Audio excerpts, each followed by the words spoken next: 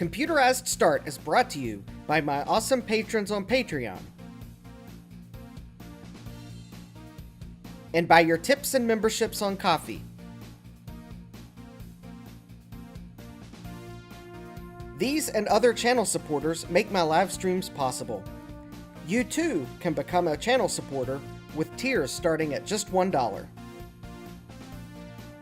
And as always, thank you for all your support, including sharing, chatting, liking, and subscribing. Now roll that famous logo animation!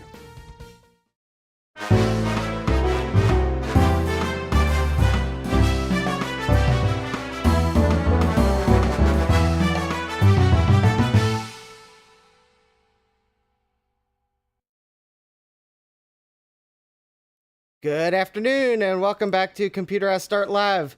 I am your perplexed host, Justin D. Morgan, because I am trying to figure out where an item that was in my mailbox came from. Did someone send me a copy of the game Darksiders 2?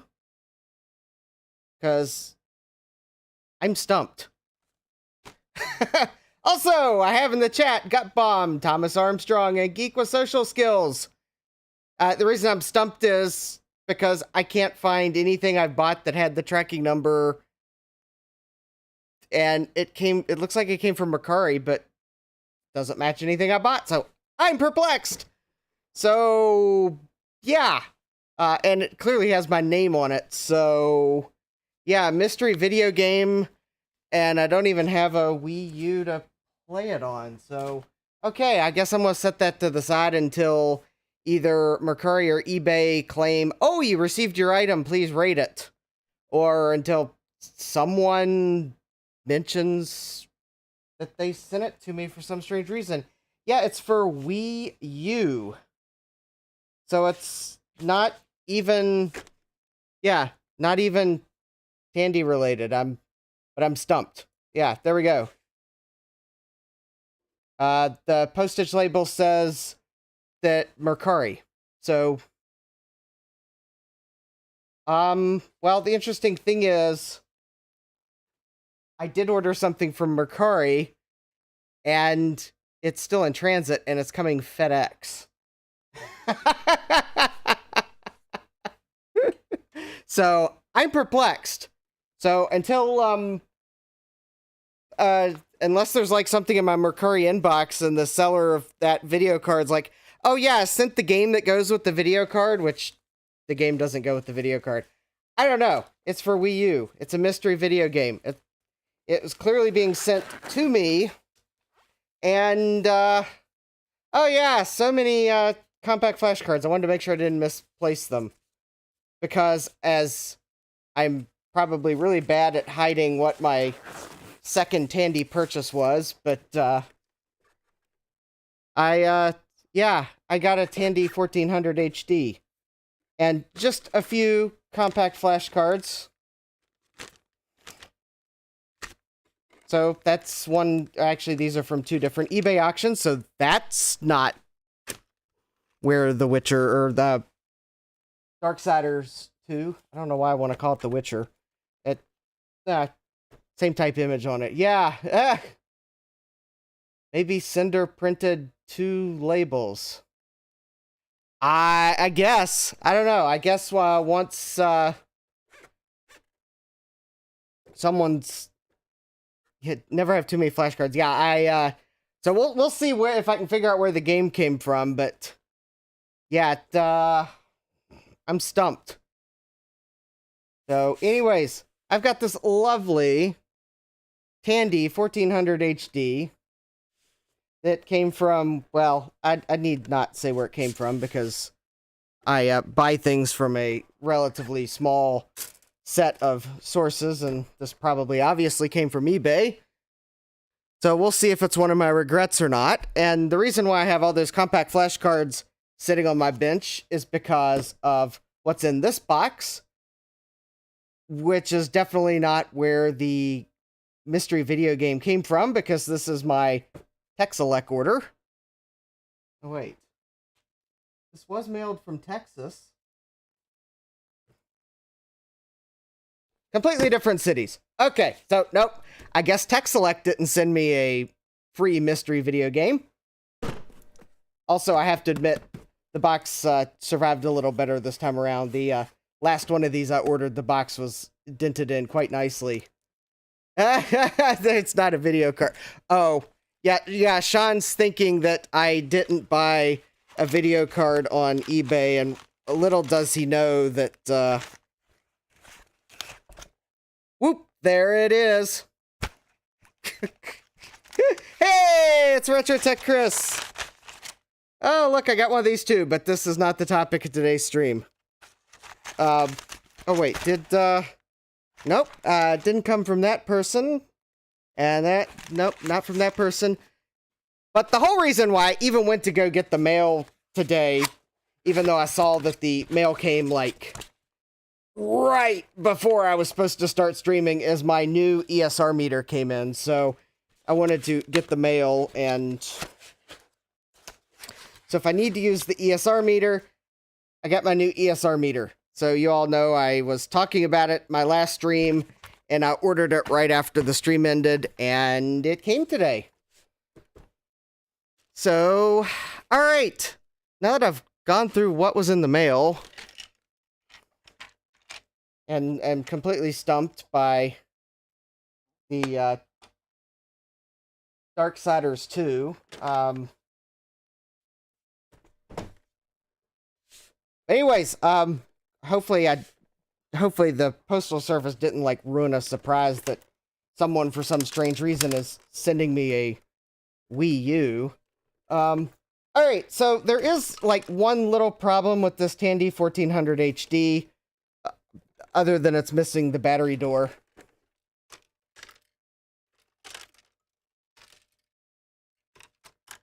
It definitely has something rattling around in it, so I am not even going to try to power it up before I figure out what is rattling around in it, but I'm hoping that it has something to do with the handle that is definitely not in place on one side.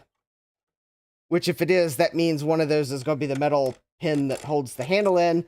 So I definitely don't want to power this thing up without figuring out what the mystery rattling around thing is.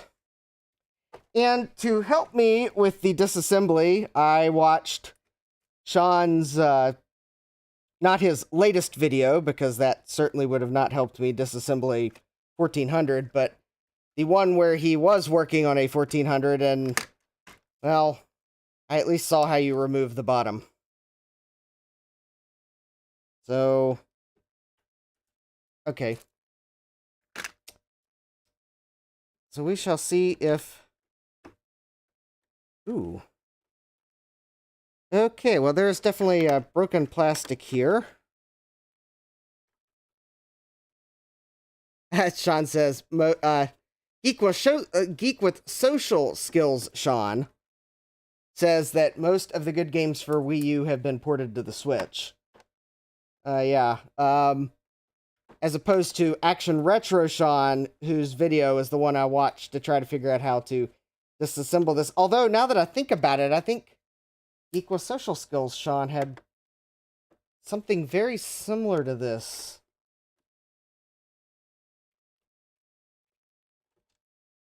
Maybe it was might have been a different model.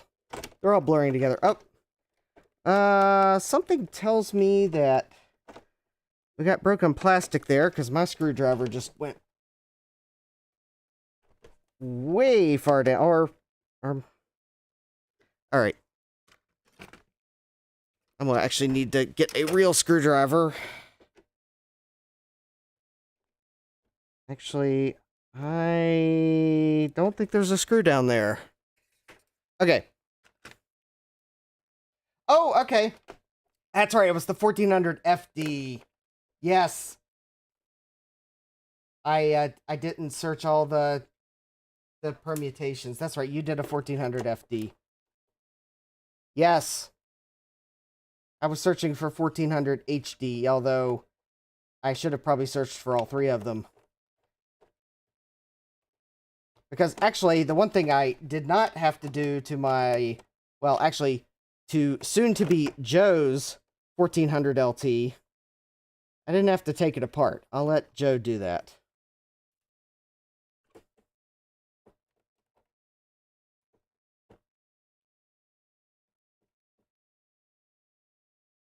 It didn't have anything rattling around inside of it, and hopefully it will stay that way when I send it to him. Oh, that's weird.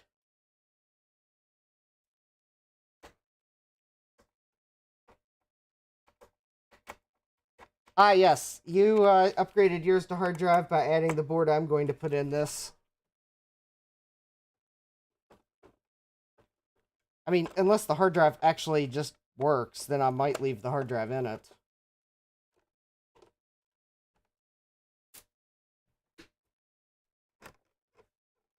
Okay, so I think I got all the screws out. 3, 4, 5, 6, 7, 8. 1, 2, 3, 4, 5, 6. So I got 7 screws and 8 screw positions. There was one that seemed like there was no screw in it, but yet it does feel like the... No, actually, okay. Yes, a 1400 HD with something loose in it. All right, so let me... All right. Yes, indeed. I was correct. One of those screws was, in fact, missing. So, let me disconnect the cables here. And I'm probably going to quickly see the wonderfulness that Action Retro Sean saw in his. So, there should be 8 screws. Mine had 7. Maybe the one screw that was not in is one of the things rattling around in here. Let's see here. And then there is a ground screw. At least Sean did show the taking it apart.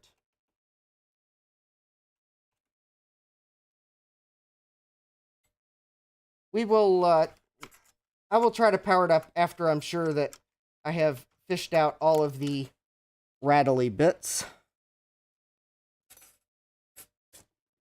After all, what's the chances that I'll have 2 tantalums go in a week? Actually, pretty high. Oh, and, oh. The wires are under a little plastic hook.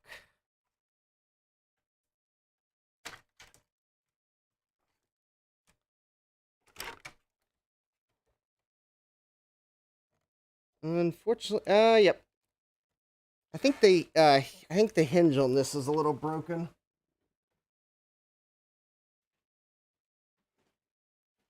I'm actually trying to remember why in the world I bought this specific one, and as opposed to some of the others that were on eBay. And I don't remember why I bought this particular one. All right, so what do we have in here? Well, I have a, not surprisingly, a plastic piece. I do have the pin that was holding the handle on. As I correctly surmised, that was one of the items rattling around. I have 2 more plastic pieces. Quite possibly looks like a standoff, parts of a standoff of some sort.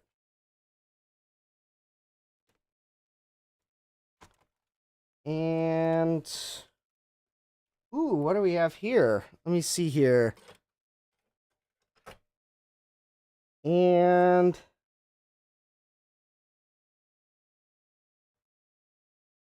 have a bug in a spider web. So I have now debugged the machine.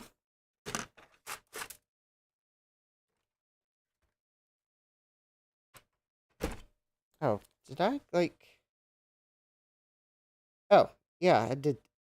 My phone was telling me that I have a text message.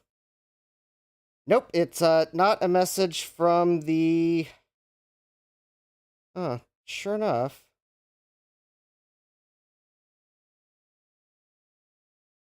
Okay. Still no mystery delivery emails, so maybe I'll figure out where that came from at some point. Yeah, debug the machine. Yes, good old. Ooh, What's this? So I'm looking at the FPU socket, and let's see if it shows up. There is... Okay, it's hard to see on camera. Let me...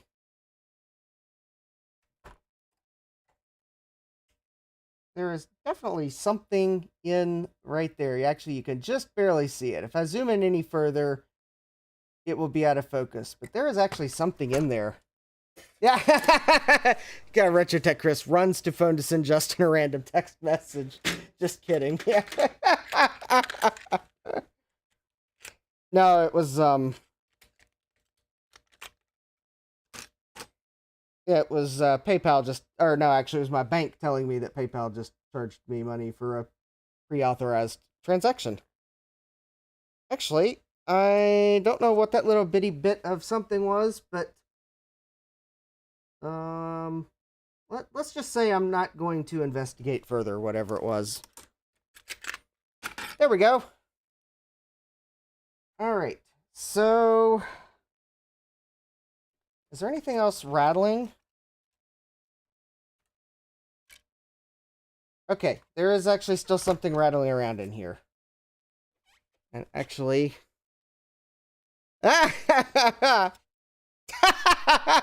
Oh, Sean, you're funny.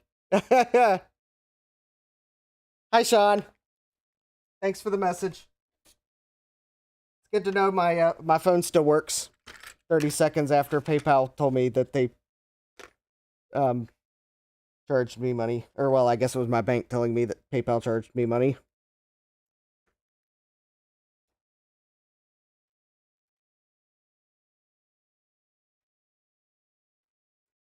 Yeah, I'm still guessing where the Wii U video game came from.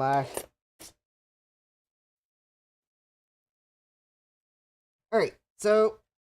Oh, that's cool. There's a little plastic spacer in front of that disc controller card. So, what am I doing? I am trying to remove the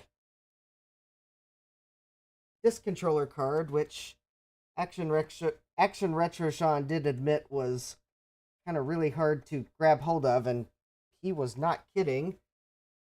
And I believe I've got smaller hands than he does, and I'm still having trouble getting my hand down in here. Oh, Chris. Yeah, Chris just sent me a text message. We've been trying to contact you about your vehicle's extended warranty. Oh. Yeah, let's see here. Alright, I think what I'm going to do to try to get this card out, because you do have to pull the card out of the card edge before you can actually remove the drive tray, because I want to just inspect... Well, actually, there's still something rattling around in here.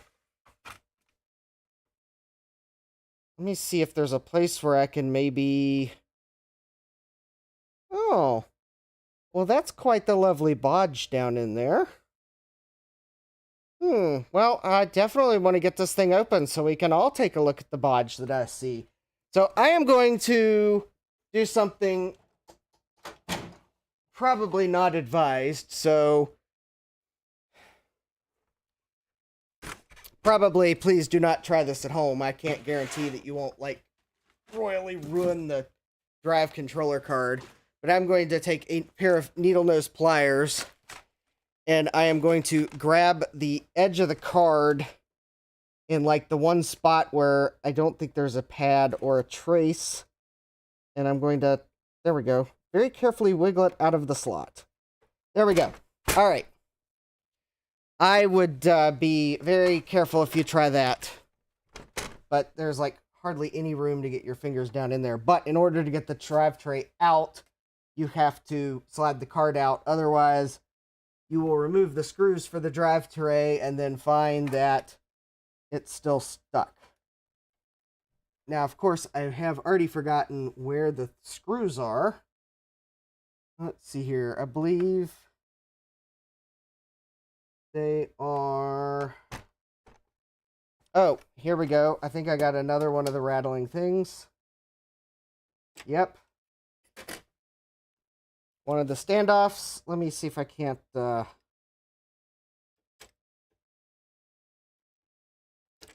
Okay, it's... Alright, so I got a loose standoff. I can't pull it out. I was going to pull it out and kind of gently shake the machine to see if that was... if that was the item rattling, because if it was, then I was going to try to... Actually, I'm seeing something slightly disturbing here. I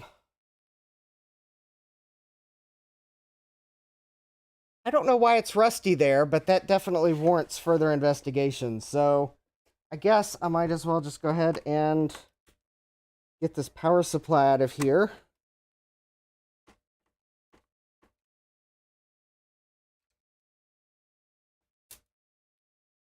I do know that Action Retro's power supply on his 1400 HD was quite gnarly looking.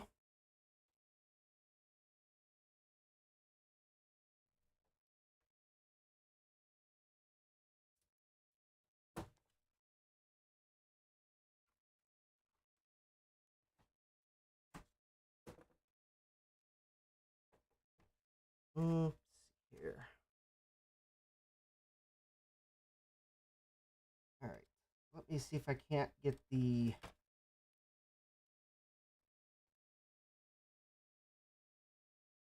battery cable out.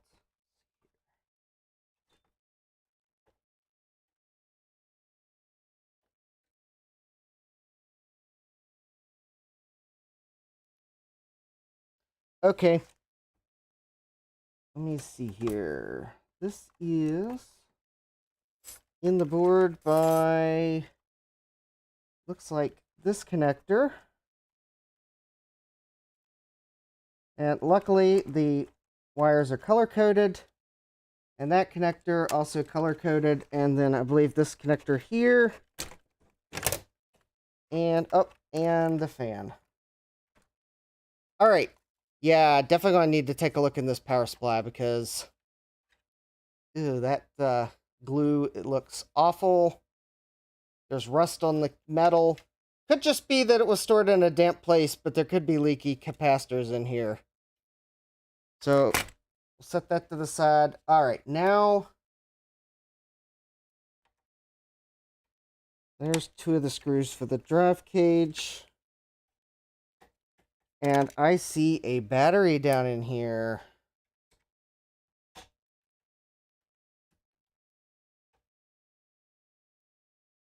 It is a Sanyo battery. Which, luckily, I think it's the type that, although I'm sure they can leak, I don't know that they're necessarily prone to leaking. But I will remove it and do something to replace the... Thomas Armstrong asks, the capacitor plague strikes again? Well, I don't know. We'll see. Oh, hey, Stan, and hi, 1-bit. Got a pretty good crowd. Oh, yeah, and I was, I forgot. I was going to see how my alma mater's doing. I'm sure they're, given the fact that they're 0-4 already, I'm pretty sure they're probably, well on their way to 0-5. Let's see here, just out of curiosity. Oh, no score yet. Whatever. Okay, can't check the score. I tried to stream it earlier. Oh, hey, Jeremy. Trying to get the draft tray out of here. And I think... is that the one last screw?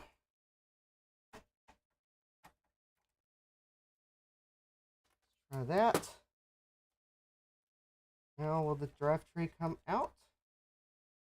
Or am I still...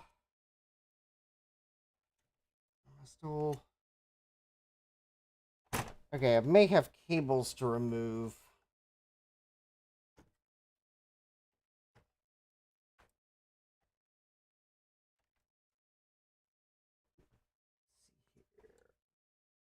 Looks like I got another screw in it, though.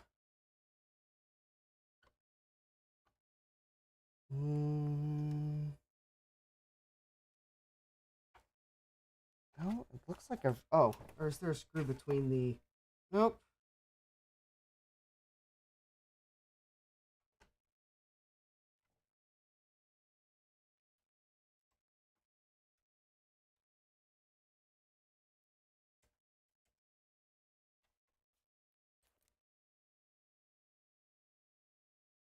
Oh.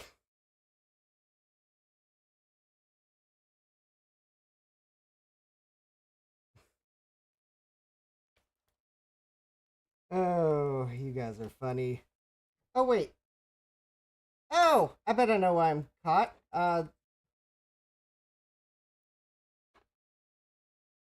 Yes.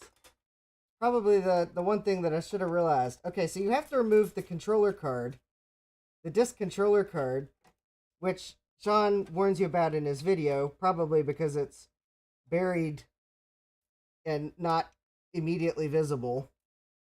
But it just dawned on me that I bet you have to remove the modem too. That's probably what I'm caught on. Oh, that's from Airplane. Well, there's... That might be the last of the rattly plastic. But let me see if I can get the modem out of here. Yeah, Sean sent me the line from Airplane.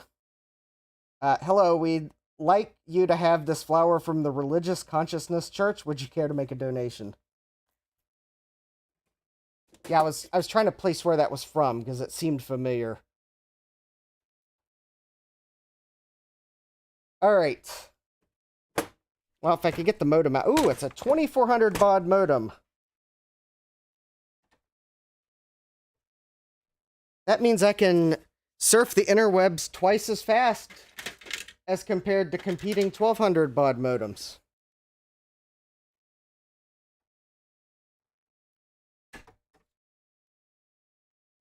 Alright, so this modem should just, I think, slide out of the slot. Hopefully. There we go.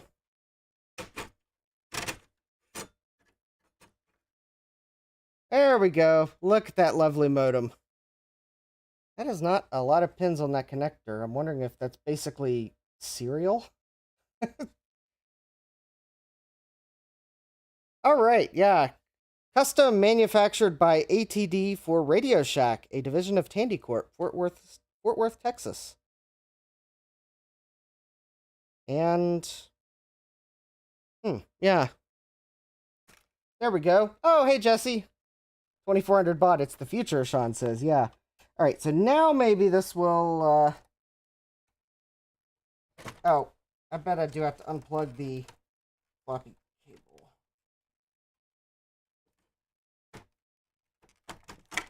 There we go. Now will it...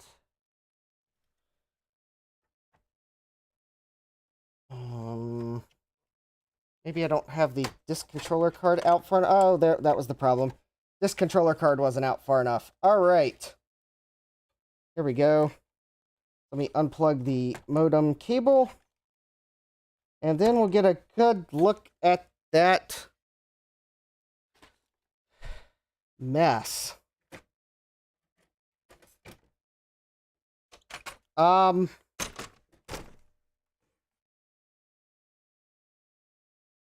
I think I win on the number of bodges. Look at all of those bodges. Normally I would say bodges. Bodges? We don't need no stinking bodges. But apparently, Tandy, or actually probably more accurately, Sanyo, the manufacturer for Tandy, but I sure hope none of those wires come loose, because they got the... I mean, look at all these bodges. Yeah, that's the stacked chip I saw that I was having trouble comprehending what I was seeing, but little did I know that that was the least of the bodge action. I mean, there's a capacitor bodged on top of this chip. There's like 2 stacked chips with like legs and leads flying everywhere. Yeah, Sean says, all you need is some cap juice and it's a meal. Yeah, if I have to recap this board, there's another capacitor on top of a chip. Yeah, if I have to recap this board, it is going to be brutal. Because there are so many bodges, I will have to be extremely careful. Yeah, and they go down here to this power supply type circuit. This might be the inverter for the backlight, I would guess. It goes down to this little chip here, in fact. And yeah, that's some impressive bodge action. Okay, and good news though, I think I have managed to remove all the loose bits. Oh, cool. It's got the Yamaha video chip. Yeah, that is definitely a Yamaha graphics chip. Neat. It might actually be the same one that's on that video card that Jeremy sent me that I've yet to get to work. Let's see if that's the case. It is a, let's see, is it a V6366C? Ah, it is. It's a V6366C. Yeah, it's this. Hey, Jeremy, it's the same graphics chip that's on this board. It's in my 1400 HD.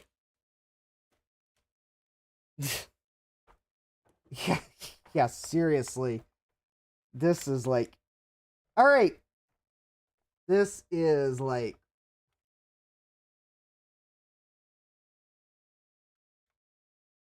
Oh, and there's... but wait, there's more. Call now and we'll include more bodge wires under your keyboard. Here's another bodge wire just waiting right there. Yeah. That's lovely. Oh. More bugs. No, actually I think that's a leaf. That's a leaf bit. Tell me this was stored somewhere mostly dry, but possibly not indoors. Oh, there's more bodge wires. Oh, you can't see it. There's a bodge there. This thing's like Bodge City.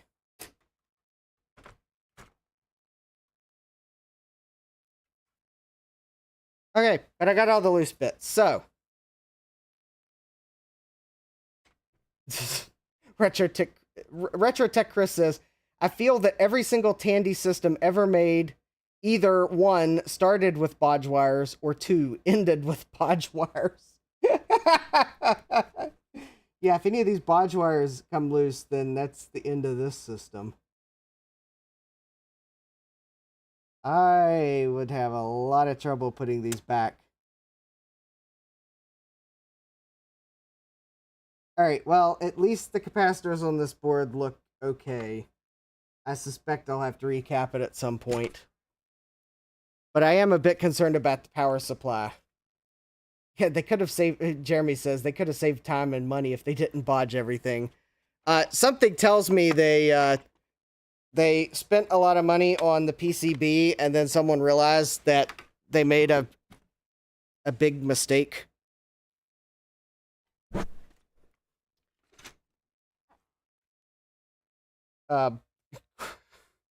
Quite possibly the type of mistake that's well, you better find a way to fix that or your career is over. Because that's a lot of bodge wires. That tells me they bought boards and then realized they had a problem. Alright, well, let's take a look at this power supply because I'm a bit concerned because there was rust on the side of it. Jeremy, those are not 8-bit ISA slots. They have most of the pins of an ISA slot, but they are not 8-bit ISA slots. Thomas says, Tandy did not throw any parts out, yeah.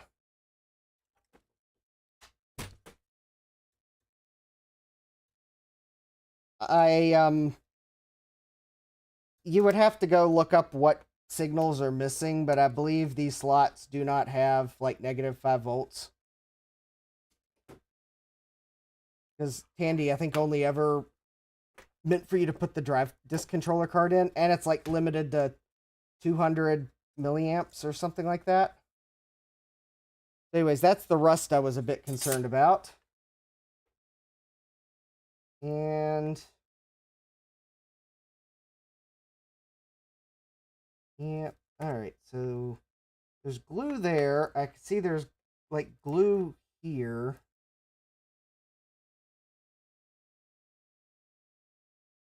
And I don't see any signs of capacitors leaking. Well, I take that back. There is one capacitor that looks somewhat concerning. All right. Let's take the PCB out of this. Yeah, yep. Sean says, look, no bodge wires in the power supply. Just wait. I have not removed the PCB yet.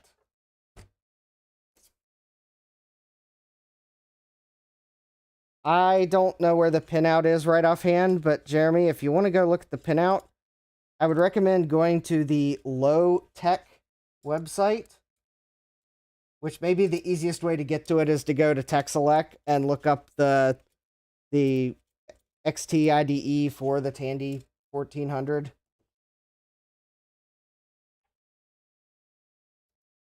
I think Low Tech has it documented. However, you should note though it does not have all the voltages of ISA, and there is a power draw limit of the slots.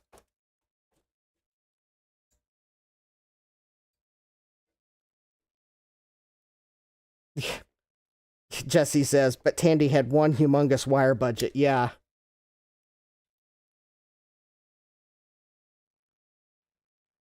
Chris is asking, is it me, or does bodging where power goes seem like a really bad idea? Well, I'll phrase it. It's probably not necessarily a good idea. I mean, you can bodge power supplies if you do it carefully.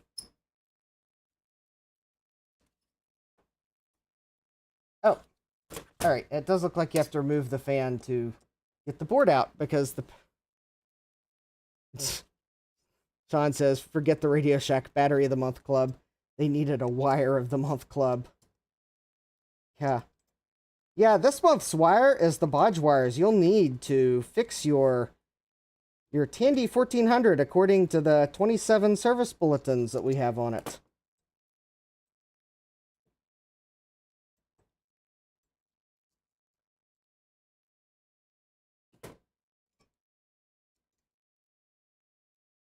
It's black because there will be so many bodge wires. You won't want to make it any other color because you'll want the wires to be inconspicuous as possible. Although everyone will see how there's 14 million wires on the motherboard. Only $9.99. Supplies are limited. Call now, because everyone with a 1400 will need all these bodge wires. I don't know if it has sound capabilities other than the buzzer. I don't think it's got a sound chip in it, if that's what you're asking. Yeah, I think we've got leaking capacitors. Yeah, I should have known that was going to be the case.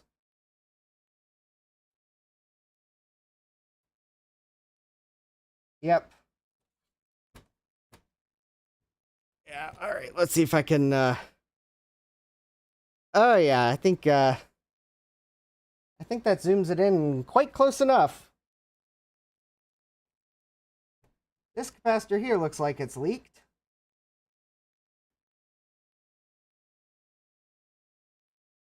There's something crusty under it.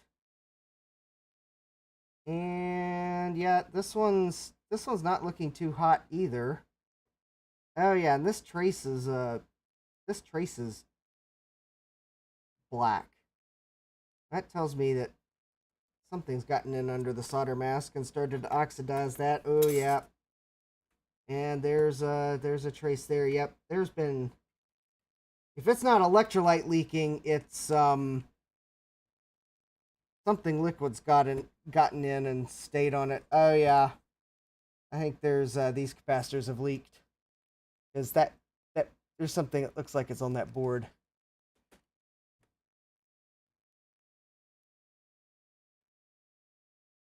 Yeah, I bet this power supply is going to need recapped before it's going to be...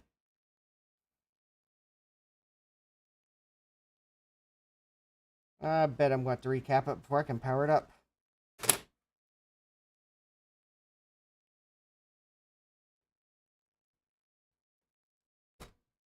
Alright, now of course the question is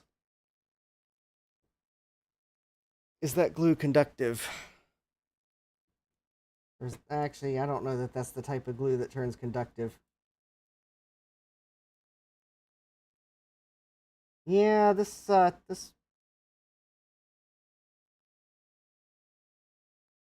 I might risk... How does it smell?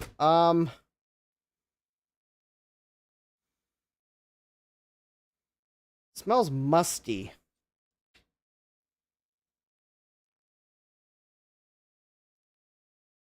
Yeah, Thomas says recap it. That's probably what I'm going to have to do.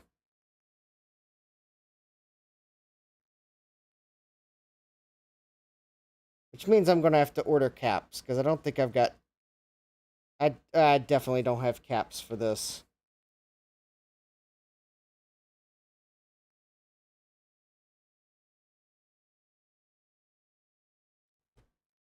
Oh, yeah, that, Oh, actually, if you want to know exactly what this smells like... Okay, it smells musty at room temperature. But I bet...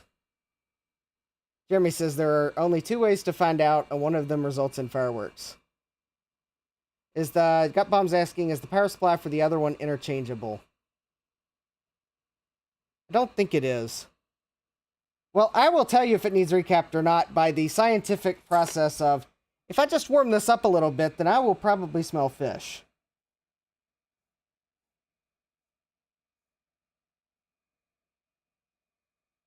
How's this for scientific? Thomas says you must have the caps.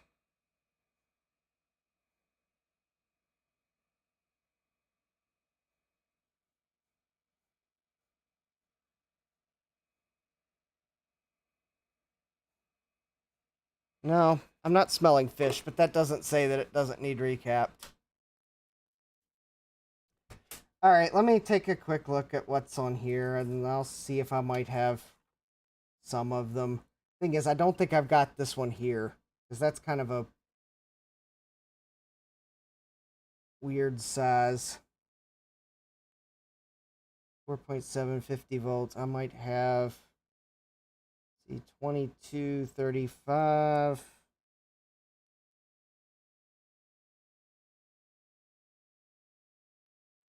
Alright, well, I guess I can see what I might have.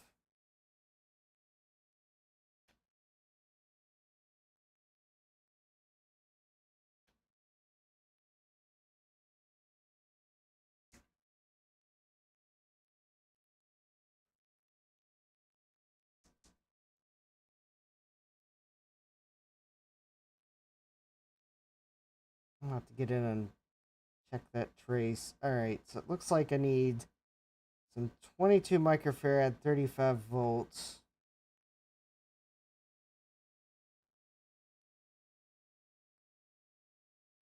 Two 16 volts. Wait a minute, let me see here. Where did I set the caps from? We're left over from Thursday. Hi, Trina. I'm looking to see if I by chance have some capacitors, because this power supply needs recapped. The question's not whether I have capacitors, the question is whether I have the values I need to recap it. Um, I don't know if it's interchangeable, Jeremy. And I didn't really want to disassemble the other one because, well, I'm selling it to Joe. And I was actually going to probably package it this weekend so I can get him a shipping weight.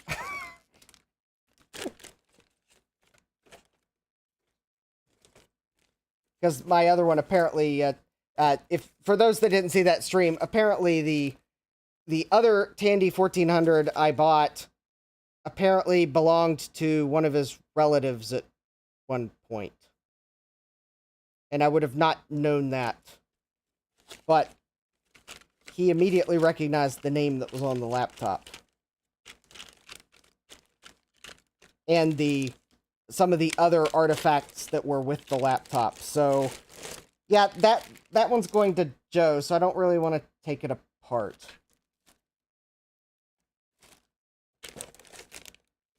Besides, the other thing is, it uses a different power adapter. It uses a different voltage rating on its power adapter. So,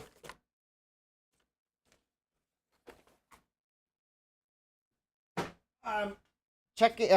Jeremy, are you suggesting that I check the new capacitors or the old capacitors? Because I'm still looking to see if I have enough to even start to recap it enough to probably power up. In the meanwhile, knocking things off my bench, but luckily nothing important yet. I'm trying to find the capacitors that were left over from the Coco because I think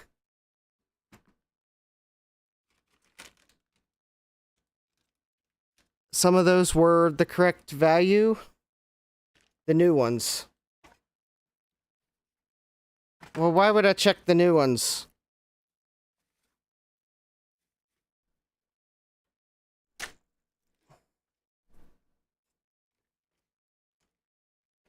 Because it's not like I'm necessarily going to be able to find data sheets on the old capacitors to know if they're low ESR or what.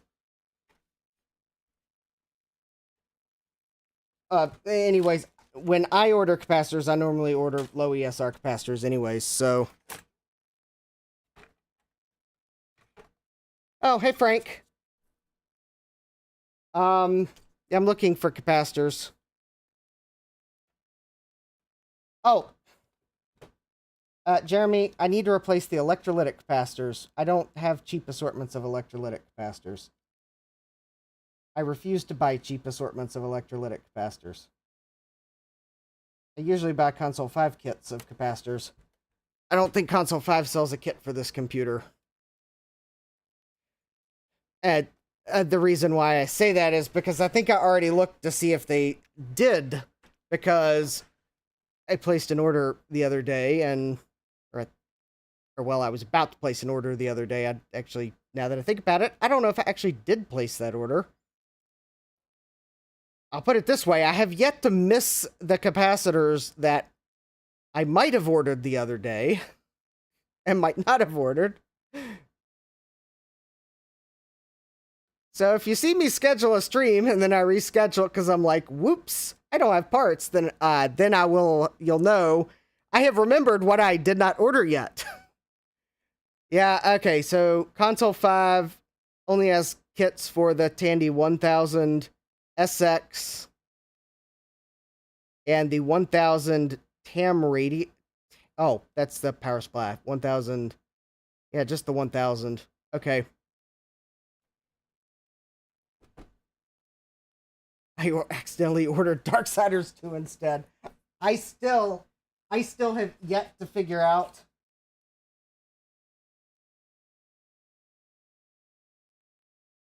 it was mailed on the 25th.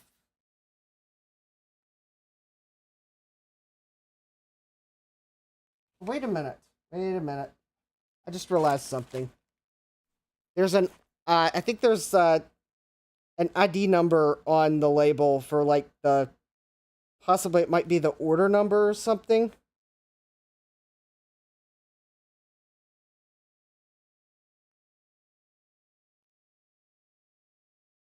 All right.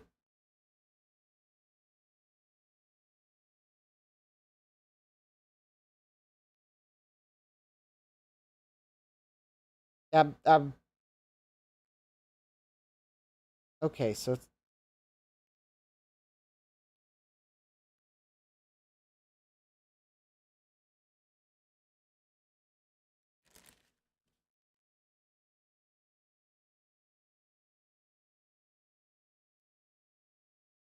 okay, I just figured out where the game came from. That is weird. Okay.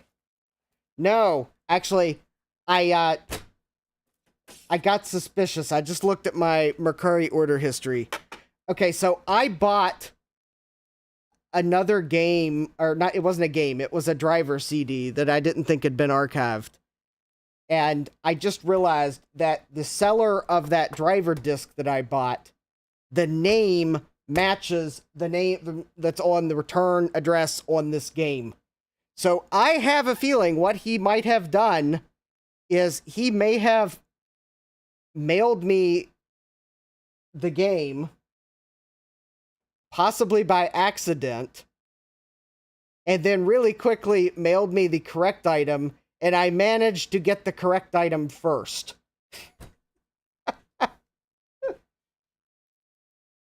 Or for some reason he thought I bought Darksiders.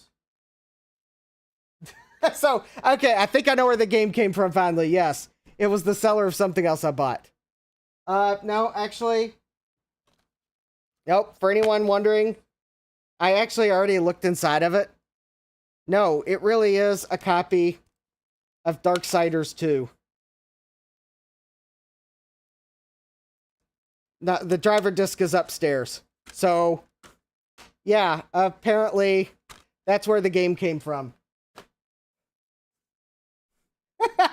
Yeah, I got the driver disc already. So apparently now, yep, mystery solved on that. It came from the seller of a driver disc that I had bought.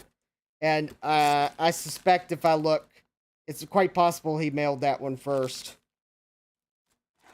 And that he may have mailed the second one a faster way to make sure I got it first, because otherwise I would have been like, what are you trying to pull on? What are you trying to pull, dude? Alright, I'm looking to see if I by chance have any of the right capacitors. So this box of capacitors is actually for the one of my power supplies that I need to recap. But, okay, I don't think those are the right values. Yeah, it's looking like I'm gonna have to order caps for this. I don't know that Mercari's necessarily any cheaper, but I found different things on Mercari, I'll put it that way. Their search engine's awful, so it can be harder to find things. Which could be good, depending on what you're trying to find. If it's harder to find, then maybe you'll... Trina, that didn't come from eBay. That came from Mercari. And I got the item I bought. So... yeah. I'm still trying to find the capacitors I had left over from Thursday, because I thought some of them were the value I need.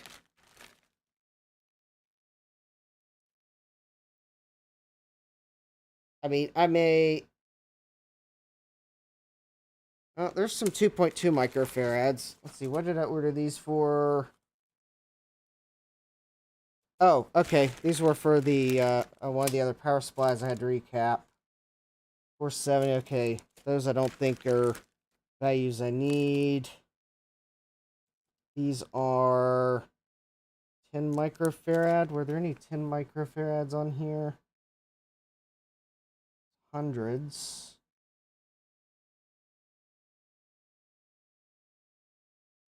I'm looking for 22s and 220s and a 1500.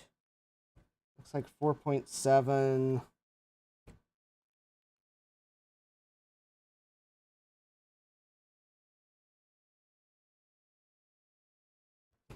1,000 would be good. Alright, so yeah, I don't think... Okay, that's 470.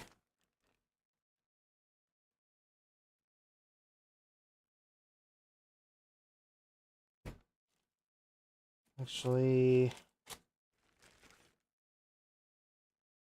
100. Well, it's 82. 100.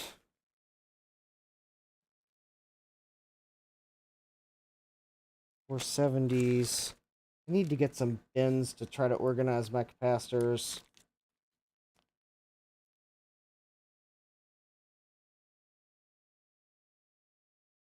Oh, 820.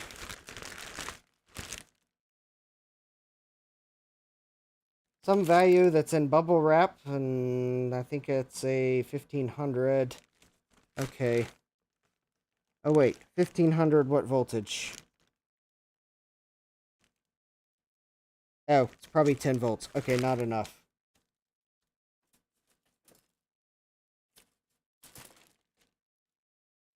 I don't know that I'd have any better luck if I bought things in person, Trina. Use Google to search Mercari. I don't think that necessarily works. Also, I don't use Google. I don't like Google, so I don't use their search engine. Unless I have to. Oh, here's the capacitors I had left over from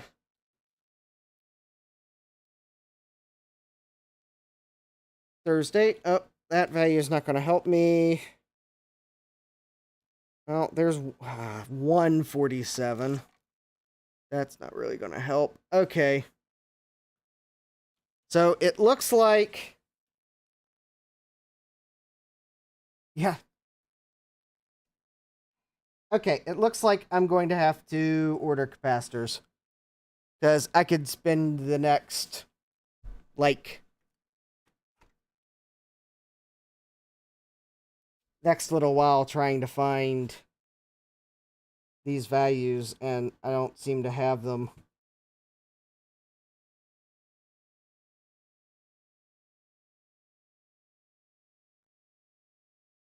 I mean, I could try to power this up, but I'm afraid that it might be shorted if enough of these caps have leaked.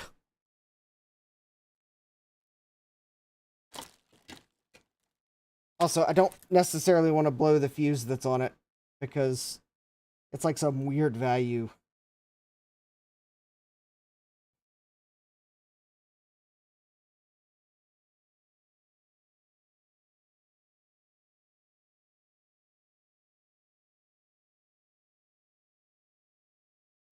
Actually, I just got Pumpkin send me one capacitor in an oversized box. Yeah, that's funny. Um, let's see here. I think I'm probably going to have to just hold off on actually powering this up, because I think the power supply is in pretty bad shape.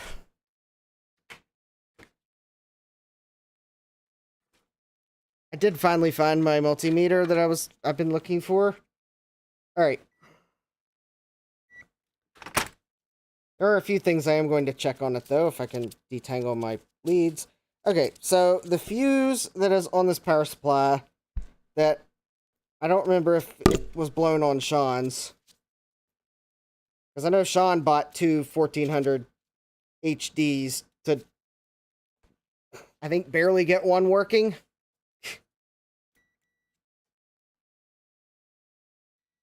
Okay, so the fuse is intact. That's good. The,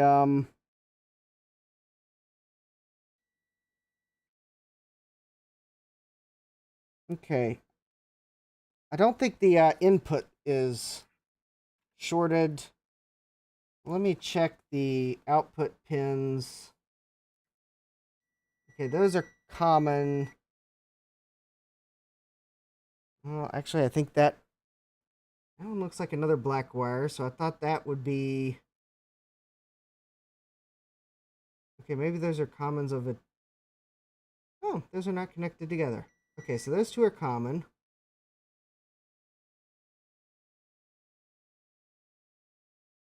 I don't know that there's a pin out of this out on the internet.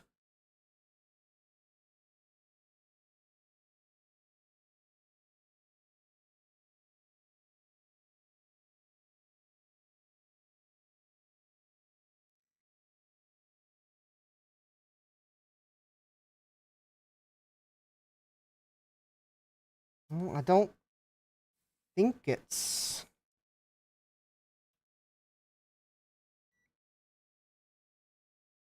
Oh, you know, there is something I could do. Try powering it on with an artificial load like a light bulb.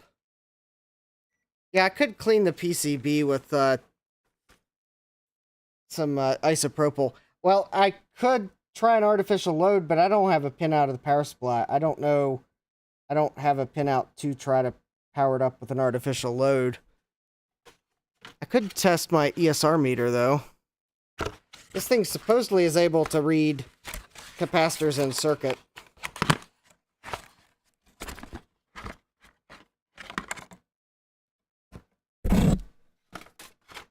Did it come with batteries? Oh, cool. It has batteries.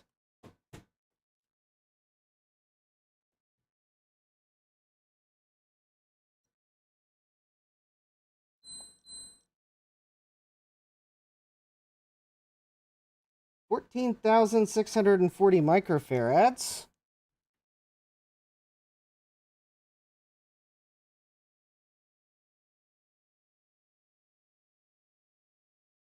It did get that value slightly wrong. It's a 1,000 microfarad. There's probably something in parallel. Actually, I think I see it. I think there might be an inductor or something in parallel. Let me see here. Where's one of those capacitors that looked really crusty?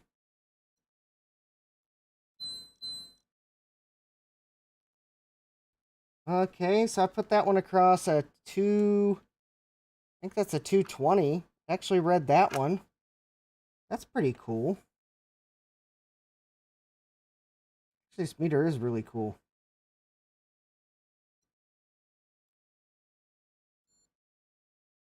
Okay, I couldn't read that one. You just like hook it onto the capacitor and it detects you've attached a capacitor and then it reads it. 1472 microfarad. I think that is a 1500. No, it's 1,000. Then again, there's probably things in parallel. All right, well, let me try one of these crusty caps. Like maybe this one here.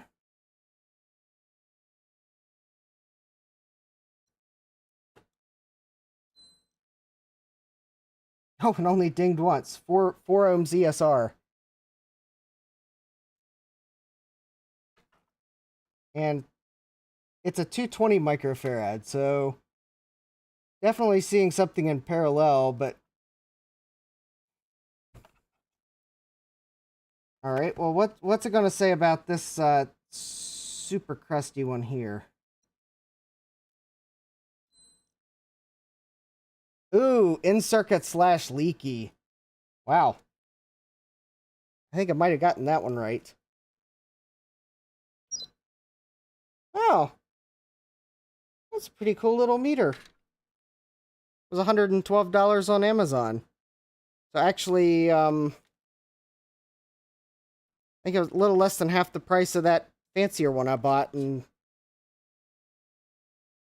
it looks like it does one thing and does it well, and that's it measures ESR.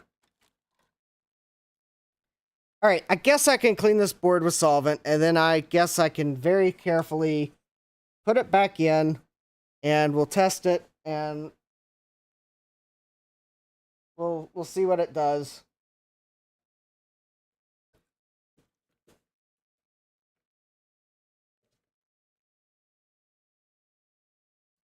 Have I ever encountered a power supply that chirps when you turn it off?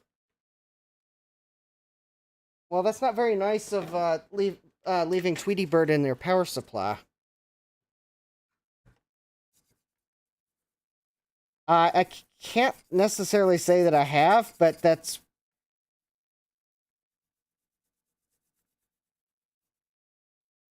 At the risk of sounding like Captain Obvious, that is probably the sign of something going bad.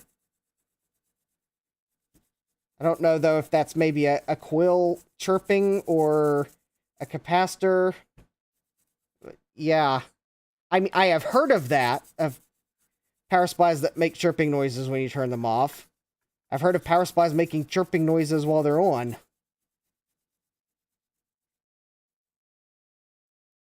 Yeah, Jeremy says he has, and the power supply died a little later.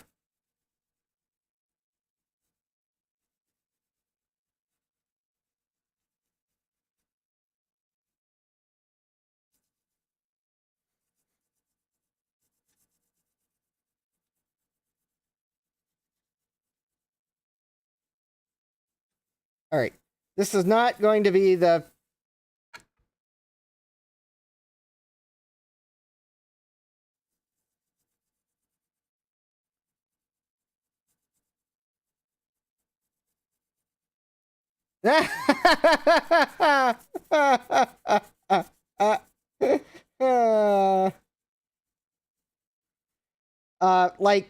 for example, will it be the...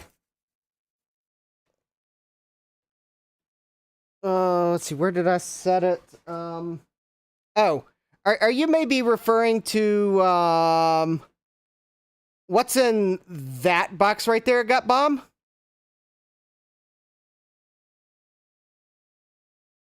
That I'm going to unbox on Tuesday? Is that the chirping power supply box? Okay, well, well, we'll cross that bridge when I get to it. Okay, but, looks like I may very well have, he certainly is, yep. Alright, well, looks like I will have a, repair project for a later date, but I will still unbox that on my stream Tuesday. But given the short lead time on knowing that the power supply chirps, well, I'm not gonna have time to get parts. And it still chirps. All the caps, including the reefas, have been replaced and it still chirps. Okay, that,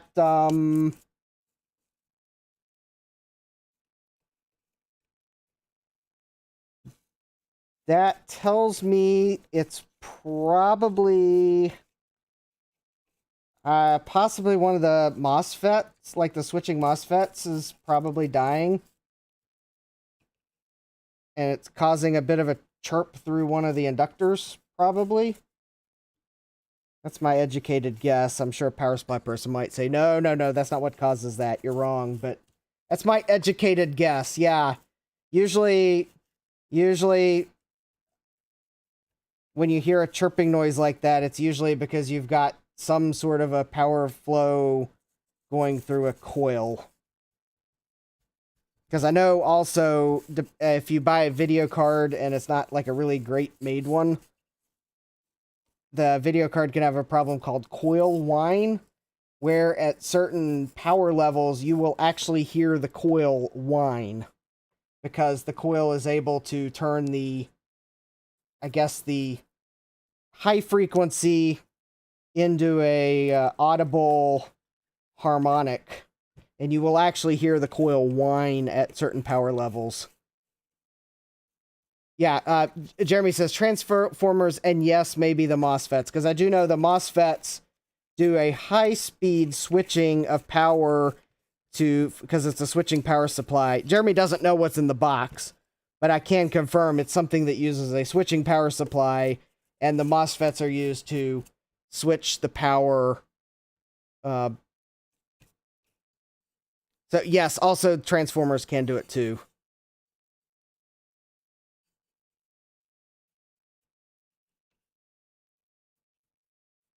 Although, I don't know why, well, I don't know why I'm being super secretive, because if you were watching Dave's stream last week, then you probably know what Gut Bomb was going to send me. But I guess for the few people that didn't see that part of the stream, well, I'm going to keep it a surprise so that we can all be surprised. I do have it on good authority, though. It's probably not bees in the box.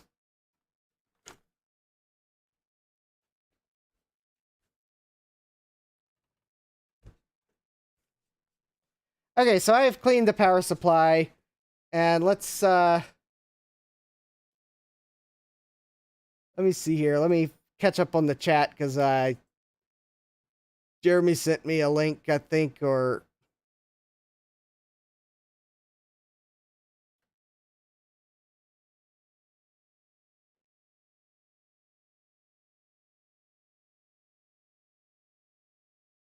Oh, yeah. Okay, I think I saw that one.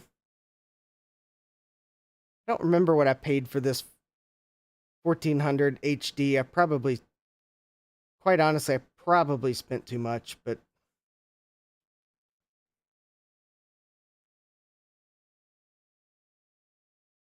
I'm going to go remind myself what I spent on it so that I can probably realize it was too much.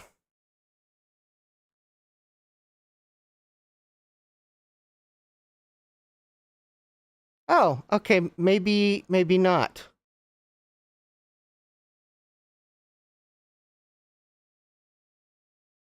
Oh, okay, maybe I only spent $75 on this 1400 HD. Okay, maybe that wasn't too much after all. That's right. I didn't buy the more expensive ones because I thought they were overpriced, knowing that they might need work. This one was only $75, so I took a chance.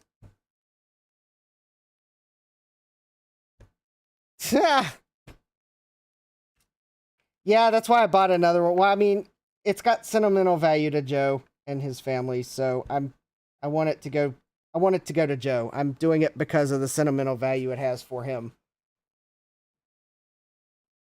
So he did, though, tell me that I could hold on to it until I knew I was done with it for Tandy. So I mean, maybe I'll pull it back out on the bench. Because I was kind of maybe thinking it might be cool to install DeskMate on it, especially since this one is probably not going to power up. Much less I'd be able to install DeskMate on it.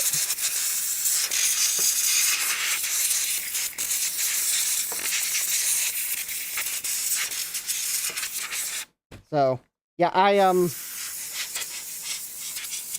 So anyways, yeah, that one will be going to Joe, and that's why I decided to pick up another 1400, and it just so happened this one, for $75, I think I made an offer on it.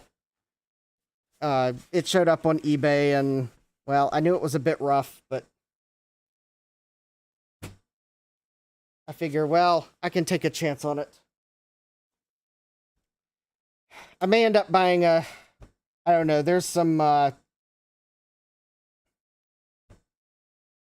may spring for one of the, I think there's some 1400 LTs. There's one that looks like it's in decent shape, except it's definitely has a defective screen. It is quite possible I may pick it up so that I have some spare parts, and worst case would at least, well, might be able to put two together to make one. So, but I haven't decided if I want to do that yet. But looking at this power supply, and knowing how much trouble Sean had on his, that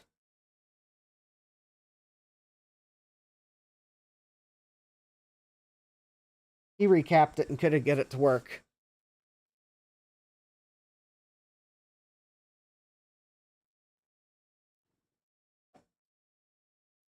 All right. So I am going to...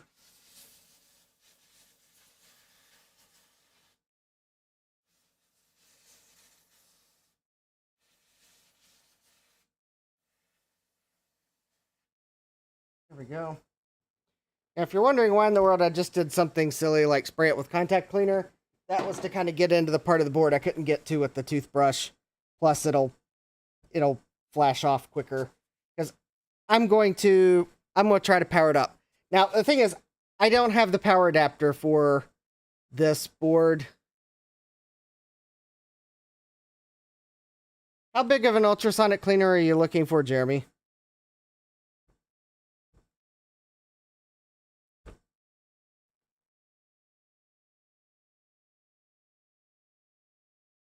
Like, what is it, about 10 or 15 liters? Is that what you're calling small?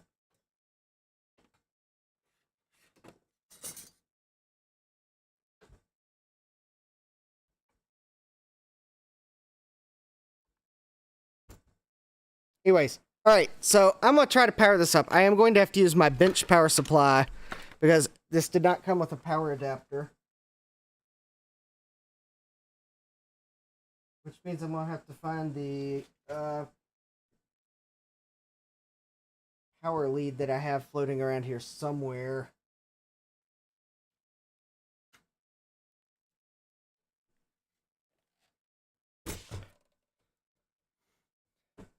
I may have a spare small ultrasonic cleaner that I've been thinking of selling. I will,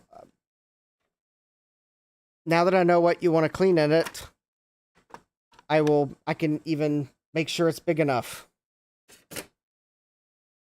And I'll let you know.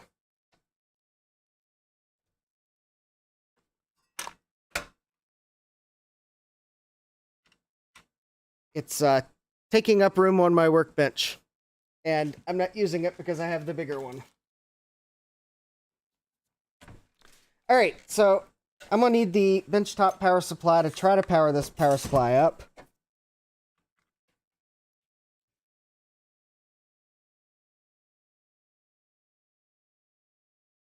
And I think I may try to power it up first with just the fan plugged in, maybe?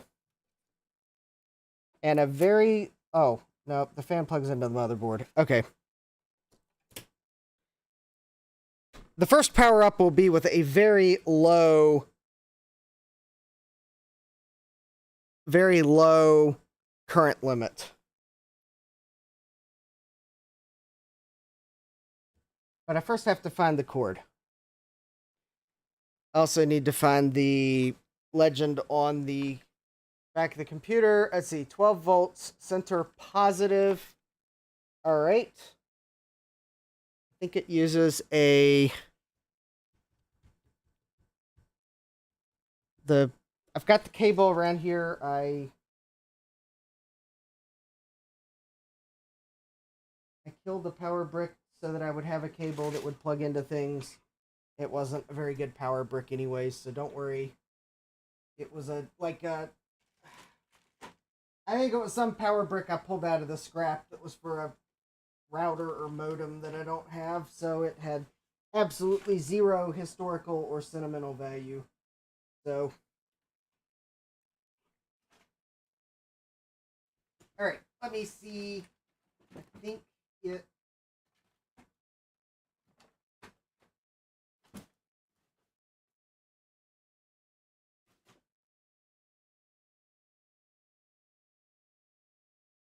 Alright, trying to find the power cord that I have. Hold one moment while I figure out where I set it to the side.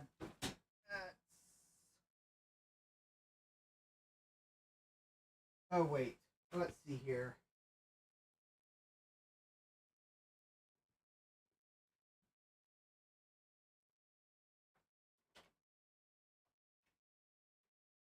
RF cable for the Atari 400. Macintosh 2CI Delta power supply cap. Yep. Probably not B's box.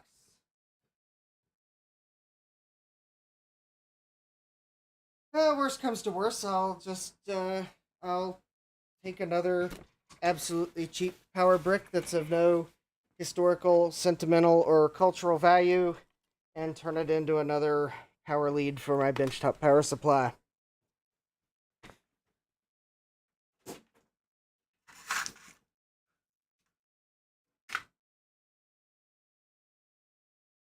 Oh.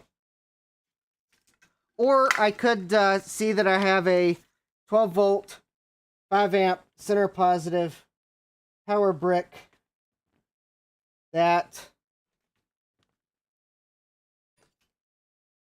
has the correct plug on it, and I could just decide to go all in and oh.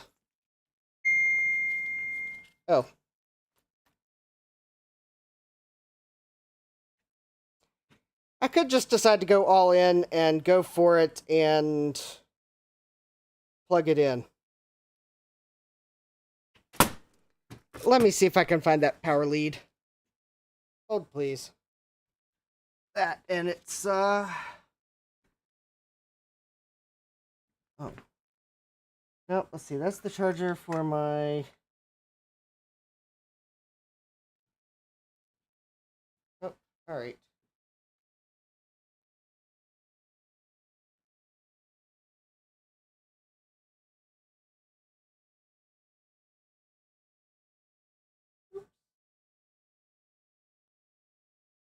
Well, that timer was a bust. No. That was a timer to check an auction right before it ended, and either my math was wrong or the seller ended the auction early. Whatever. Well, I guess I just saved myself some money because you can't bid on something that's no longer listed.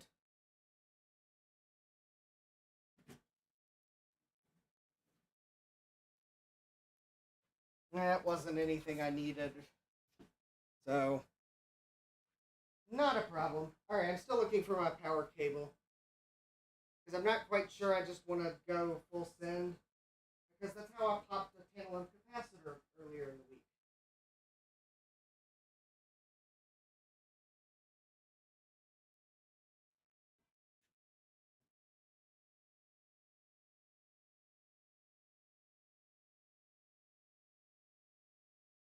Yeah.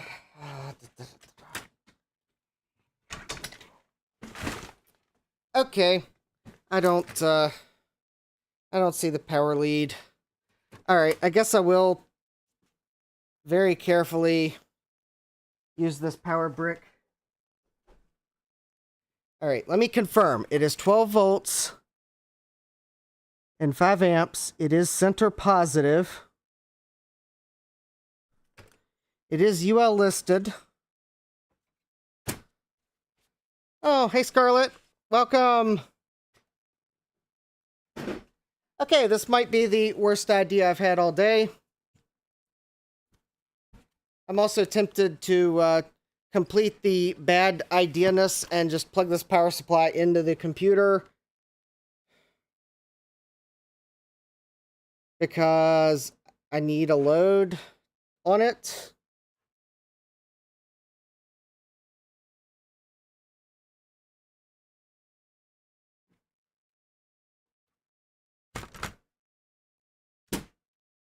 This might be the worst idea I've had all week.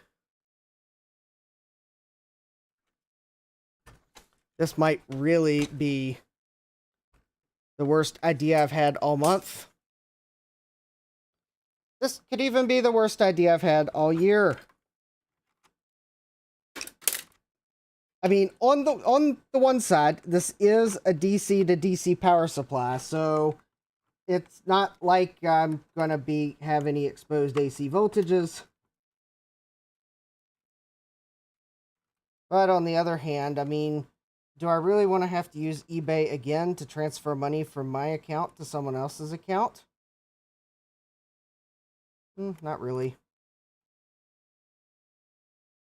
But you know what's going to happen anyways. It's just a matter of, is it for another Tandy 1400 for Octandy or or Christmas, or Tandy Christmas in December, or I don't know, Marcintosh, but we figured out how to run Mac OS on a Tandy, which that's just craziness. Or I think I just dropped a screw on the floor and I don't even know how I did it. that takes skills, folks. Not every YouTuber can drop a screw on the floor that is nowhere close to the edge of your bench without, like, brushing it off or, like, something silly like that. No, I set my arm down on it, and I think it somehow hit the floor. Tandy can be part of DOScember. Well, actually, you know, you're right, Jeremy, because this computer is one of the MS-DOS handy computers. So, yes, this computer could be DOScember project. Yes. Good point.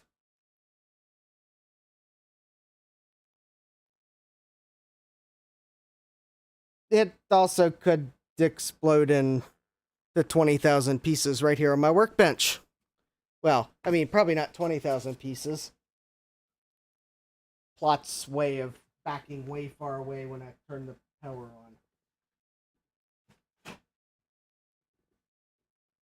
on. I'm actually, I was looking for the somewhere I have my cable because I was just gonna plug it into the RGB to HDMI, but then I realized no, we need to be on table cam first, because if this thing goes, then I want to catch it on video when all those little bodge wires just turn into orange glowy orbs. And maybe I've been watching too much Styro Pyro lately.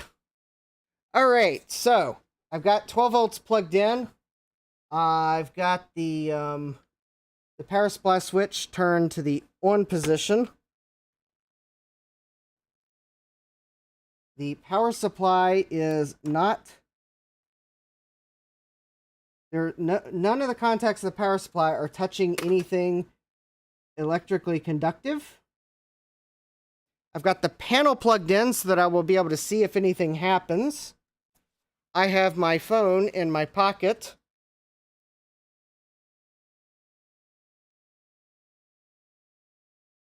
And I am recording with the camcorder as a backup. And now I am backing up. And I am going to a faraway place in case I really did predict the thing blowing up. And 3, 2, 1.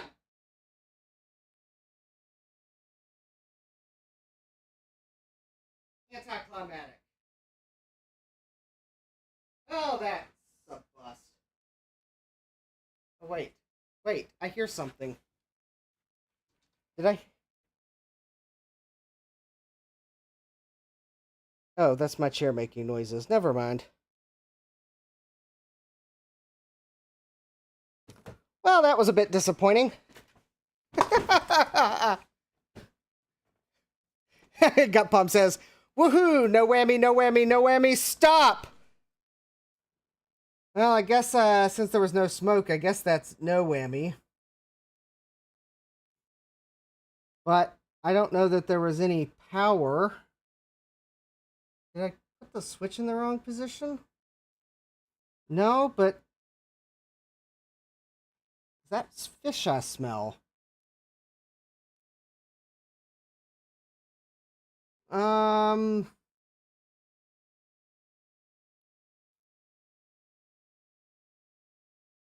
Yeah, I think the power supply might be just dead. Oh, there's a test point on it.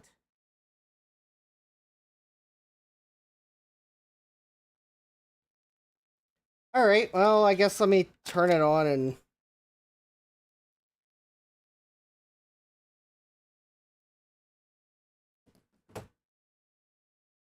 Now the fan is not spinning.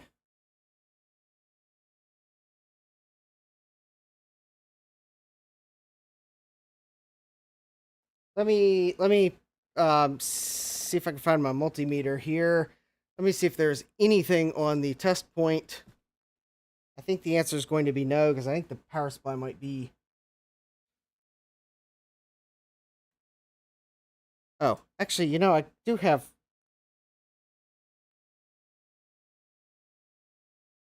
I've got one idea, though.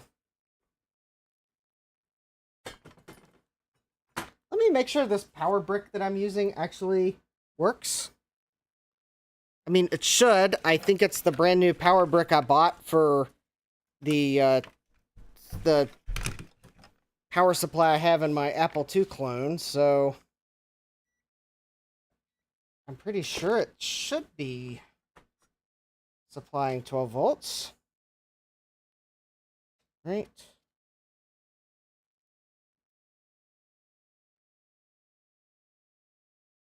Oh, that's 12.03 volts on the dot. Okay, that's good. Okay, so the power supply is supplying 12 volts.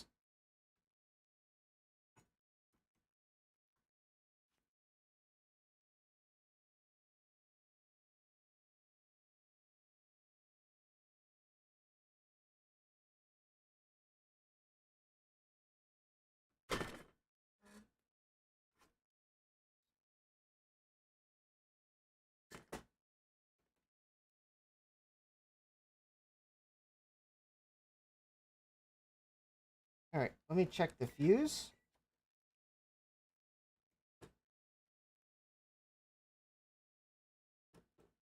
Possible. Did I blow the fuse? Nope, the fuse is intact. The switch is on the on position.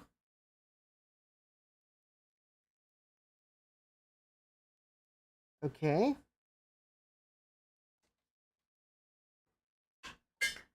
The power supply just might simply be dead.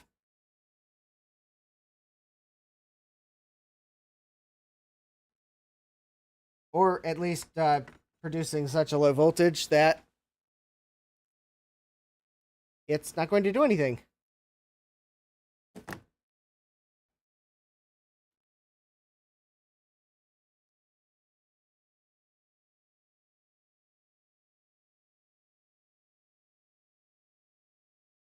Trying to see if I can...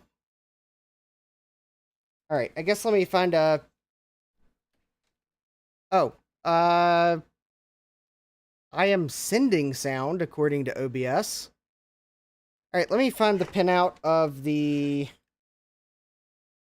8087. Since the socket, there's nothing in the socket.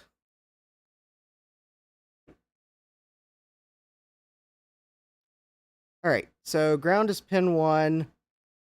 VCC is pin 40. Okay. Okay, ground is actually pins 1 and 20. VCC is pin 40. Okay.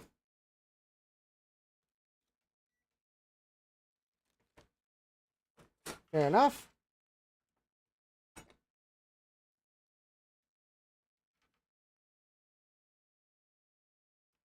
All right. Let's see if we got anything. That is a negative. There's... I believe the power supply is dead because I have no... I've got no voltage at the... I am in DC volts. Yep. This power supply is dead. It's dead, Jim. It needs a recap. All right.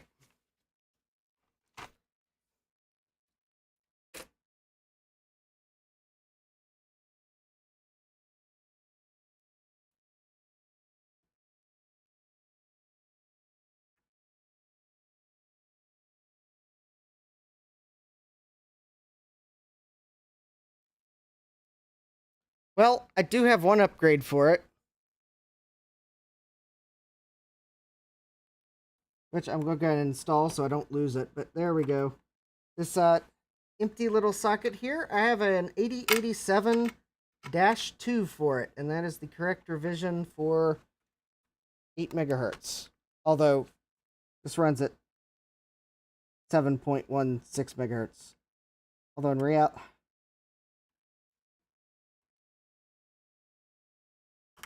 So there, it'll do math faster even though it's not mathing at all. All right, there. At least I put that upgrade in. I don't even know if the chip works. Certainly won't work with the computer in this state. All right, so I guess the next step is I need to recap the power supply. I'm kind of looking at this board that looks like another auxiliary power supply board, and I'm wondering if it might need recap. Well, actually, its caps look fine. There is one thing I should probably do, though. This little backup battery here. All right, the internet probably wants to know what its voltage is.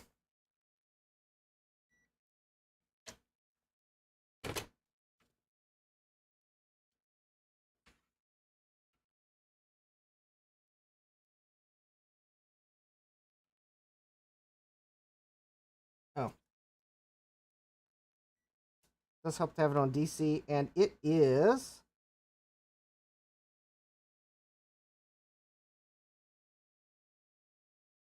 Oh, yeah. 0.5 millivolts. 0.4 millivolts. Oh, it's going down. 0.3 millivolts. Yeah, it's dead, Jim. Let's go ahead and...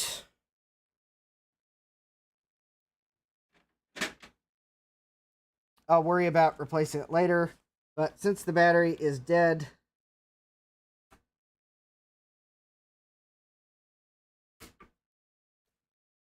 I'm going to go ahead and cut the leads off and extract the battery. There we go.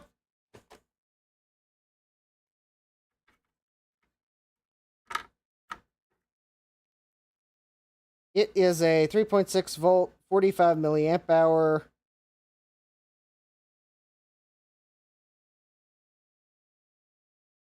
Oh, I bet it is a nickel cadmium rechargeable battery because this is standard charge 1.5 milliamps. And it's a Sanyo Cadnica backup. It does look like it's at least a decently sealed battery, but it is now a out of their battery, so I don't have to worry about it leaking. I don't see any signs that it had leaked. There we go. At least that's out. So, for, I guess, this SEP Tandy, it looks like this Tandy is going to bleed over into December. Bodge wires and all.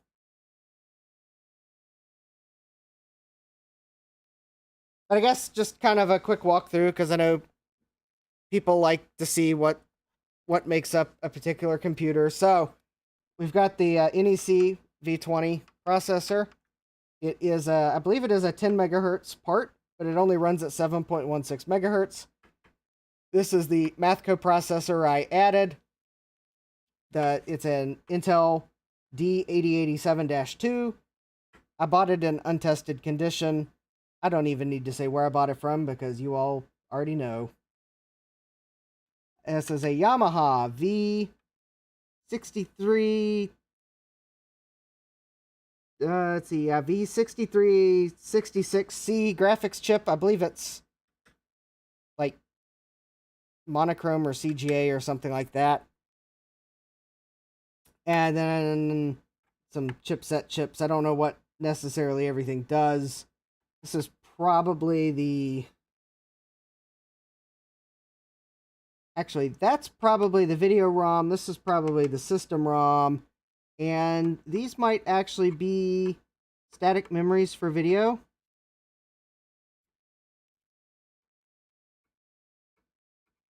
Kind of surprised they used... Although, this might be a... Nope, that's a 74 ALS chip. Okay, so yeah, I think there's the SRAM for the video. It's probably the video ROM. This might actually be like the... This or this is probably serial and parallel. This might actually be the floppy controller. The disk controller actually was on the expansion bay.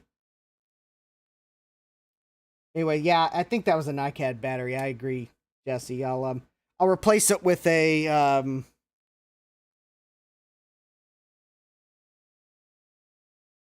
Actually, I may get one of Ron's remote batteries because I got the battery bay here that I can tuck it into. It does look like I should be able to run some wires into here. So I may use one of Ron's remote batteries just to kind of, because there's no real need for me to put the battery back here.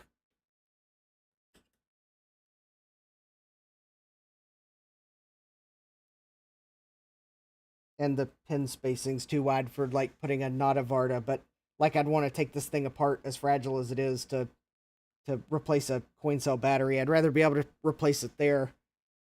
You kind of do need to be able to save the settings. I mean, it wouldn't be the end of the world, but it is helpful in these machines to save the settings. Anyways, yeah, that's the Tandy 1400 HD.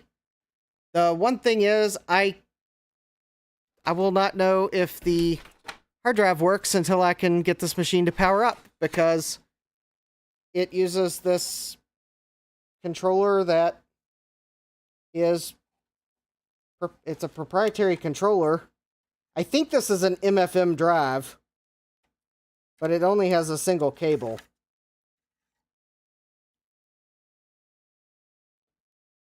So anyway, here's the MFM controller. I would like to see if it works, but I do want to put the XTIDE card in just because of reliability.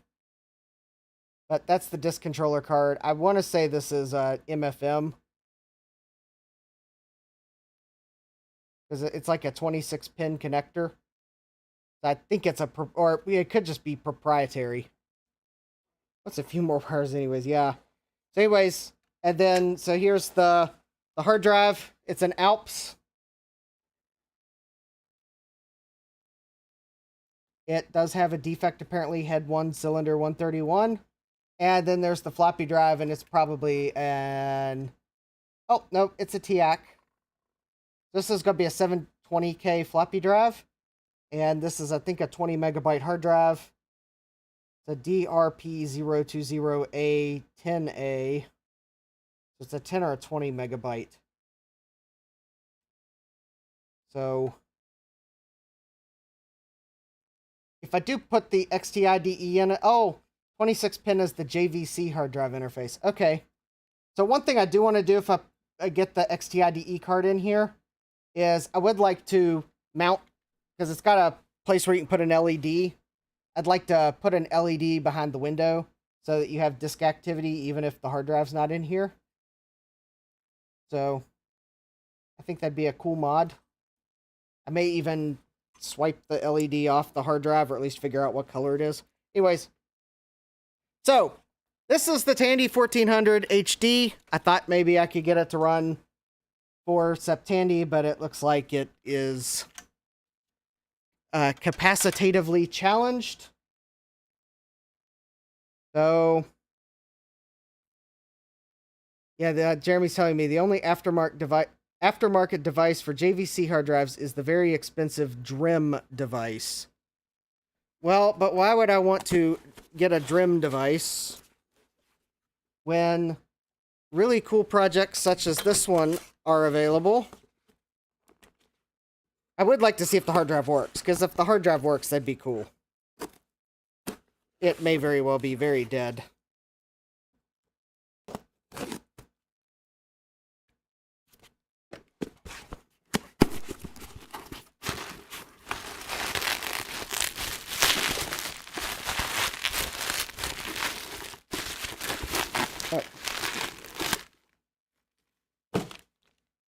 So anyways, I have the XTIDE card from Texelec. So that's what I'll put in place of the hard drive. It does have the little leads for an LED. I think that's what those are. Yep, hard drive LED. So I can plug an LED into it. That'd be cool. Well, I don't feel obligated to leave a hard drive in this system. It's spinning rust. It'll eventually fail.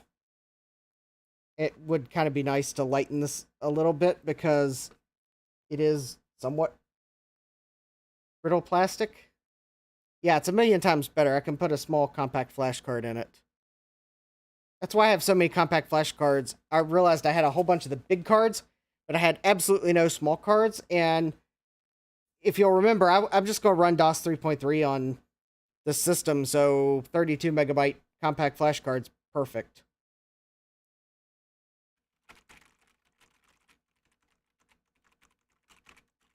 Okay, keyboard feels good at least. So anyways, that is the Tandy 1400 HD. I wasn't going to stream like a really long time today, especially since I've realized I need to recap the power supply. I think this is probably a good stopping point because I was kind of just wanting to go about 2 hours. Because I know there's other people that are going to be streaming, and besides, I would probably like to get something to eat before I try to go watch some of their streams. So, anyways, that's the Tandy 1400 HD. Maybe I got a good deal at $75. Maybe I got taken for a ride. Sure know though that I got Bodge City here. Yeah, it'll be good. So I'll when I get a chance, I'll go through and I'll document the only thing is compact flash card access. Well, Jeremy, I have a screwdriver. It's not like you can't remove the... Oh, I went to that camera. It's not like you can't remove the cover. So, yeah, I mean, granted, it's not as easy to access the compact flash card, but it's a heck of a lot harder to access that hard drive off the computer because it's a JVC interface. So, yeah, the compact flash card I'll get behind a panel, but I can remove the panel. It's just got 2 screws. It's not that big of a deal. So, yeah, hard drive access will be totally fine. Yeah. So you can, I mean, it is a little fiddly to insert and remove the card, or it's a little fiddly to insert the card. You got to make sure you got a good grip on it. It helps to use a pair of needle nose pliers to kind of insert it because the opening's not that big. But yeah, you just want to make sure you don't like drop the card while you're inserting it because then you might have to disassemble the computer depending on how far you get it up in there. But yeah, I mean, you can take the panel off and get to it. It's actually 2 screws to get that cover off. That's actually a whole lot easier than most vintage PCs that have like 5 to 7 screws holding the cover on. So yeah, it's actually a little bit easier. So yeah. So I will read off the caps that are on this power supply that actually it just dawned on me. Do I need to do that? Caps. Let me take a look here on the Caps Wiki. That's Tech Tangents Wiki. Let me see. It would not surprise me. Oh, okay. Well, it looks like no one's documented it yet. Okay, I was about to say, it wouldn't surprise me if someone had documented the power supply on Caps Wiki, but I guess not. All right. Well, if I will sit down at some point, I will document the capacitors that are on this power supply, and if I can come up with a good list that I'm happy with, I will put it on Caps Wiki. I mean, I could put it on my website too, I guess, but I need to figure out how I want to document things like that on my website. Yeah, it's too bad it doesn't open up like a pet, but, well, it opens up easy enough. So anyways, I will document the caps on the power supply. I'll put them somewhere. I could even be convinced to make a Mauser cart. But I'll at least I will at least try to document them somewhere. It may not be my website at first, but if it's not my website, I'll try to put it up on Caps Wiki. That's the one Tech Tangents runs. Looks like it's or I might even document it on Tinker Different too. Hey, that'd be a good place to put it. Actually, it'd be a really good place to put it. Maybe I'll submit the cap list at the Caps Wiki, and I'll maybe put a little more documentation on Tinker Different. So anyways, yeah. So make sure you smash that like button if you like it when we get cool Tandies, even if they do need a little bit of work, and in this one's case, maybe a little bit more than that. Subscribe and turn on notifications because you will see this computer on the workbench again. Because I got to recap the power supply, and hey, I want to see this thing work. After all, these have really nice keyboards. And check out my live streams coming up. Oh, I need to... okay, wires that are in the way.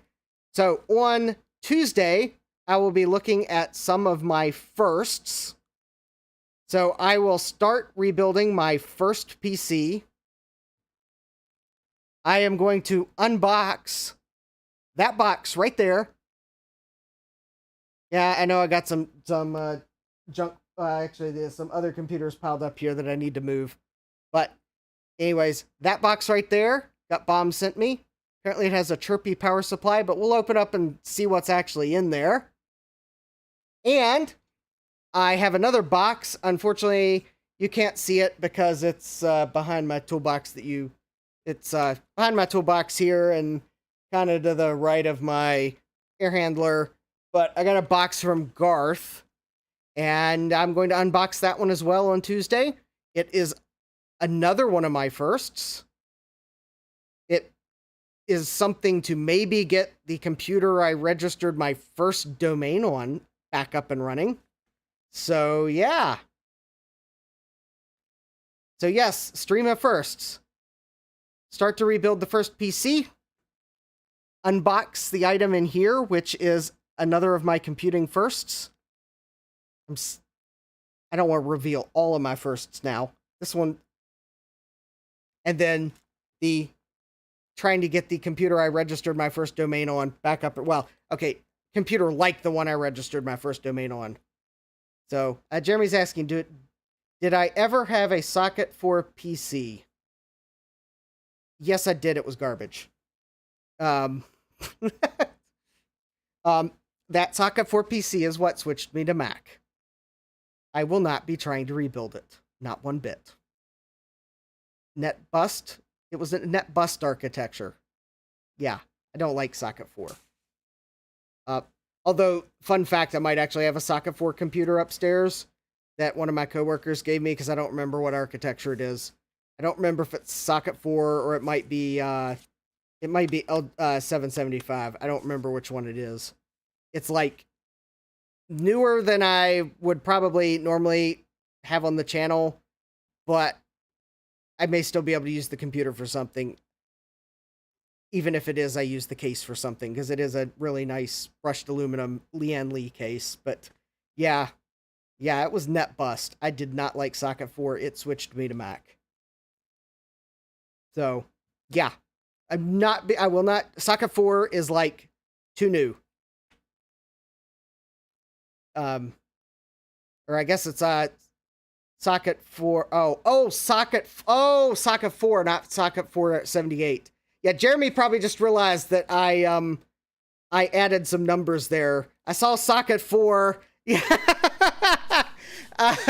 Socket 4. Okay, let me okay. Socket 478 is what switched me to Mac. Yes, I did have a socket 4 computer.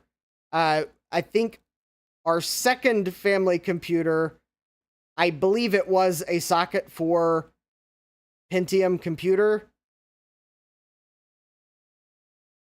But I have not been able to really find much information on it. I have been looking for one like it, but I've actually been looking for an HP Pavilion. I believe Pavilion is the correct line. It was a desktop. I believe it was a Pentium 60 or a Pentium 66. So I think it was socket 4. I have never seen one show up on eBay. I've been looking for a while. Granted, I don't have a saved search because I can't find a search that doesn't just show me every HP computer. But yeah, I occasionally look for it, and I've never seen it. But you're probably wondering, well, so what was our first new family computer? Well, it was a Packard Bell, like the Packard Bell that... Actually, if you're wondering what's sitting here, that's the Packard Bell that I got at the swap meet that is much like the first family computer we had. And that also would be the first family computer we had to return to Sears because their extended warranty that covered accidental damage didn't want to replace a part that had accidental damage. That's how we managed to have 2 Pentium computers in such short order, because one of them had to get returned. And we ended up going to Circuit City and buying a different computer, and I think it was on sale, but I think it was a socket 4 Pentium. The Packard Bell we would have had was a socket 5 Pentium, because it was like a Pentium 75. Oh, Jeremy got a socket 4 leading edge at VCF Midwest. Oh, cool. Yep. Yeah, socket 4 was like that short-lived Pentium. It actually has the square grid. I call it square grid. I don't know what they call it. It looks a lot like a bigger 486 socket. But anyways, oh, all right, Trina, we'll catch y'all later. Thanks for sharing your link. So yeah, make sure to check out Trina's stream at 7 p.m. Eastern tonight. But yeah, anyways, so that's Tuesday's stream. I got some firsts. Luckily, no NetBurst processors that are socket 478. Thursday, I've got some Apple IIc keyboards from Adam, so I'm gonna unbox those and then actually see if I can't get a keyboard to work. They're all hairpin keyboards, so they're not gonna work great, but I'm going to try to get a keyboard to work. Jeremy's 90-degree PGA. Yep. That's why I keep 90-degree PGA is the pin arrangement style. But anyways, yeah, I'll be looking at my Apple IIc on Thursday, specifically seeing if I can't get a keyboard to work. Because right now, my Apple IIc looks sad because it has no keyboard in it. Hopefully I'll be able to find the screws wherever they went to. Actually, I think I've got the screws over with it if I just look. But yeah, that's what's coming up. And then actually, I think weirdly enough, I might have actually... Wait, I'm trying to double check. I might have scheduled one other stream. Or no, maybe not. No, I'm thinking of the stream. Never mind. Yeah. So I'm just double checking. Yep. First's on Tuesday, Apple IIc on Thursday. And then I'm thinking next week, I might be brave and, or I guess the week after, I have an upgrade for my SGI Octane, so it might be about time to take another attempt at getting to network boot. So we'll see. We'll see what I'm feeling like then. But anyways, yeah, I got some exciting live streams coming up, so you definitely want to make sure you're subscribed. And with that, I have hit the 2-hour mark, because that's about all I wanted to stream. Mainly wanted to just get this Tandy 1400 HD on the bench before Septandy ended.